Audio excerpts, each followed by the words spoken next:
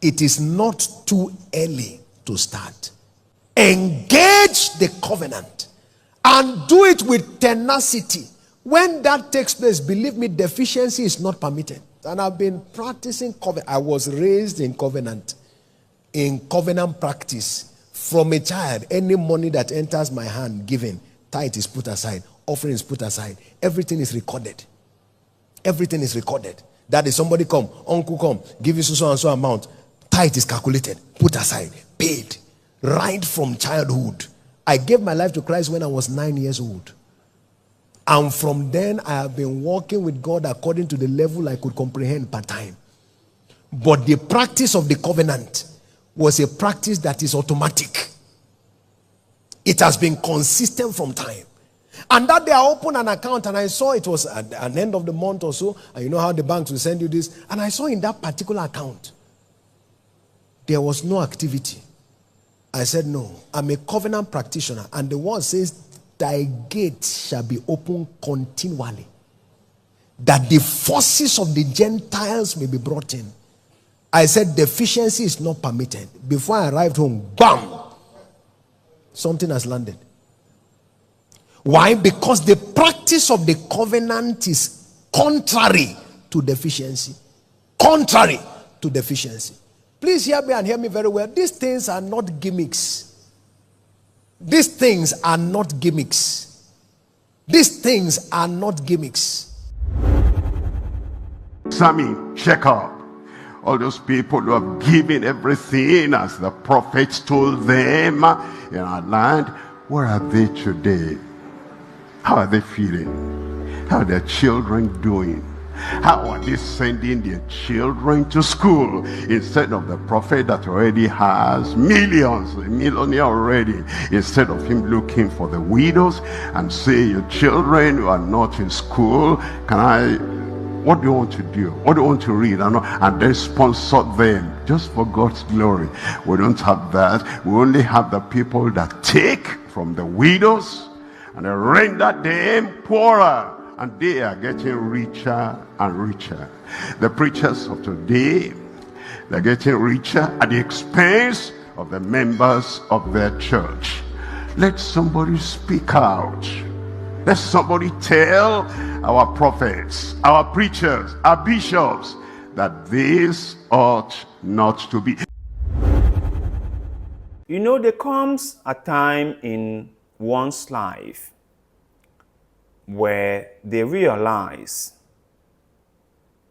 they have done more than is necessary, right?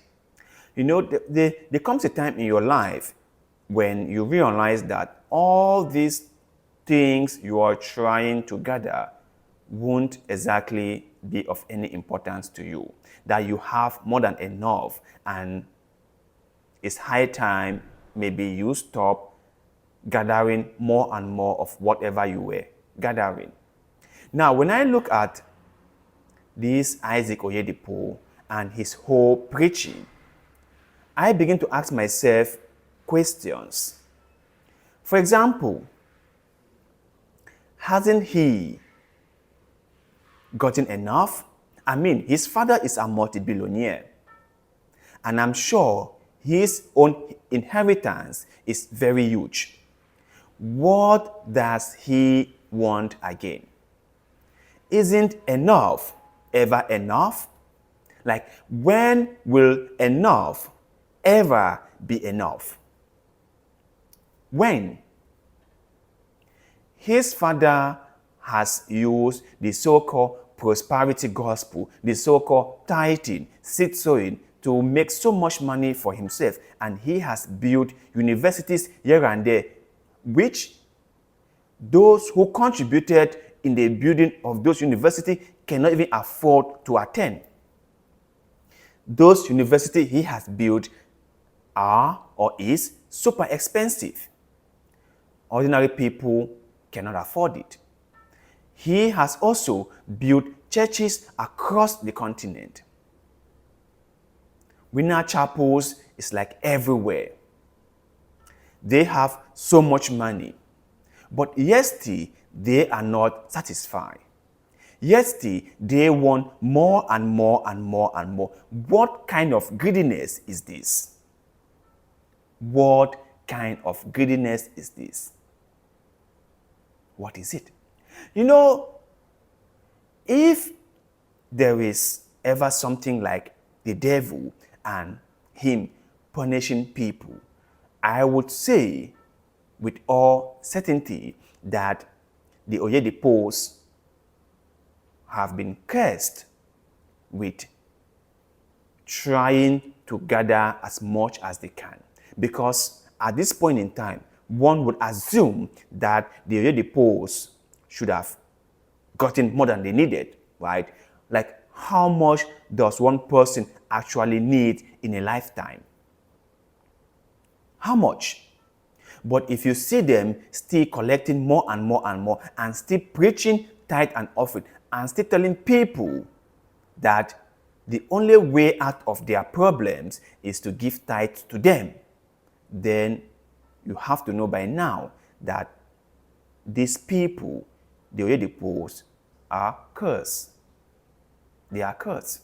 Now, I don't mean to be sour about this. I don't mean to be bad mouthing them about this. But if you see a man of God like Isaac Oyedepo, who is following in his father's footsteps,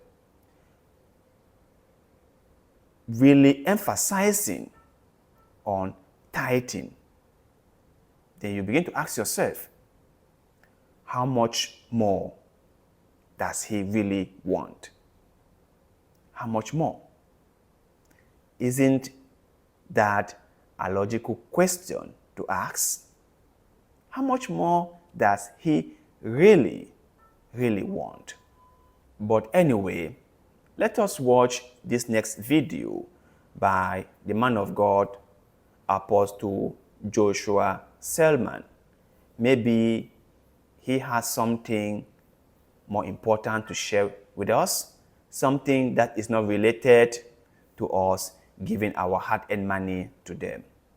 Let us watch. If you have a friend who is always intimidating you, leave the person. Did you hear what I said? Deliberately making you feel bad. Just to let you know, this watch, I bargained it. They said it was 300,000. I beat it down to 280. Why is he telling you? When he knows that you have been asking for rent. Love him, but please let him go away. You don't have to fight. Look for visionary people. Oh, you mean you have 10 million naira and you are this modest? Yes, I'm building because I'm the firstborn of 8 children. And I want a situation where if I rise, everybody through me can eat. So I will run away from a fake life. And God says, that's right. You are being word compliant. Destiny helper. Here is a person you should lift. In the name of Jesus, the pressure to live a fake life, may it depart from you this night. Don't borrow money you don't have and be in trouble. You cannot sleep because everybody, loan apps are looking for you. Everyone is looking for you.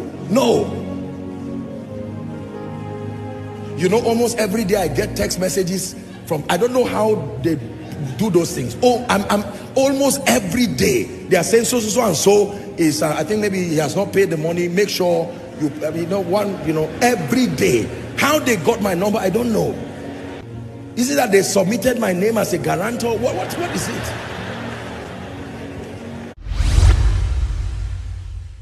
After listening to what the man of God, Apostle Joshua Selman, has said, what is your take? What is your opinion? What do you have to say about what he said? Or what did you take from what he said? And also, please just let us know in the comment section, what do you think might be the reason with the Oyedepo's obsession with tithing and offering? Is it just about the money they are getting from the people, or maybe somehow they are cursed with never being satisfied with what they have?